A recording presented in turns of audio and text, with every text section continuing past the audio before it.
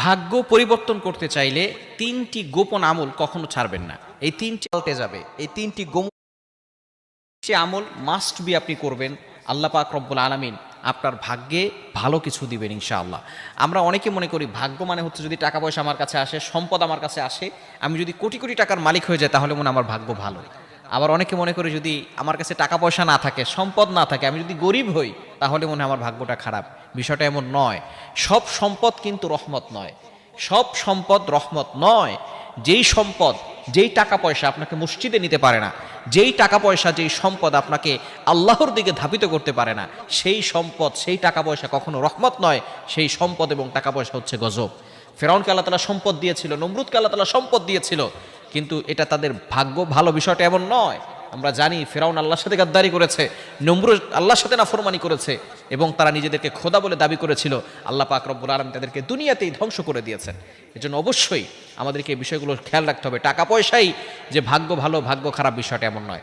আপনার কাছে টাকা পয়সা নাই, দেখবেন অনেক মানুষের টাকা পয়সা নাই কিন্তু তার লাইফে হ্যাপি আছে, তার লাইফে খুব খুশি আছে, সুখে আছে, এটাকেই বলা হয় তার ভাগ্য ভালো।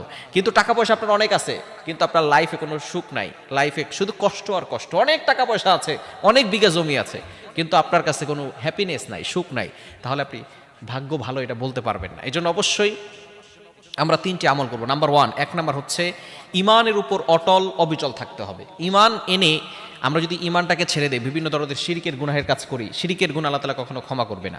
5 নম্বর পারার 5 নম্বর পৃষ্ঠার 4-5 নম্বর লাইন, সূরা নিসার 48 নম্বর আয়াতে আল্লাহ বলে দিয়েছেন, ইন্নাল্লাহা লা ইয়াগফিরু আন ইউশরাকা বিহি ওয়া ইয়াগফিরু মা দুনা যালিকা লিমান ইয়াশা। আল্লাহ তাআলা সব গুনাহ ক্ষমা করবেন, কিন্তু শিরকের গুনাহ আল্লাহ তাআলা কখনো ক্ষমা করবেন না। এজন্য এক নাম্বার হচ্ছে ইমানের উপর অটল অবিচল থাকা। আল্লাহ তাআলা পবিত্র কোরআনুল কারীমের ভিতরে নিজেই বলে দিয়েছেন, 24 নম্বর পারা 19 নম্বর পৃষ্ঠার 3-4 নম্বর লাইন, সূরা হামিম আস-সাজদা 30 নম্বর আয়াতে, ইন্নাল্লাযীনা ক্বালু রাব্বুনাল্লাহ সুম্মা ইসতাকামু তাতানাজ্জালু আলাইহিমুল মালায়েকা আল্লা তাখাফু ওয়া লা তাহজানু ওয়া আবশিরু বিল জান্নাতি আল্লাতী কুনতুম তুআদুন।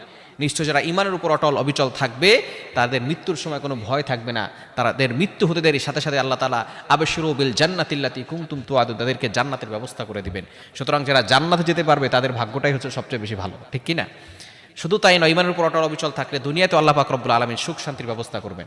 নাম্বার 2, দ্বিতীয় নাম্বার হচ্ছে আল্লাহর আনুগত্য করা, আল্লাহর ইবাদত করা, সকল গুনাহের কাজকে ছেড়ে দিয়ে আল্লাহর আনুগত্য করা।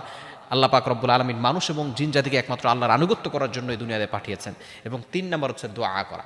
আপনি যত বেশি পারবেন ইস্তেগফার করবেন, তাওবা করবেন এবং আল্লাহর কাছে দোয়া করবেন, হারাম থেকে দূরে সরে আসবেন, এবং একমাত্র দোয়াই পারে মানুষের ভাগ্য পরিপূর্ণভাবে পরিবর্তন করে দিতে।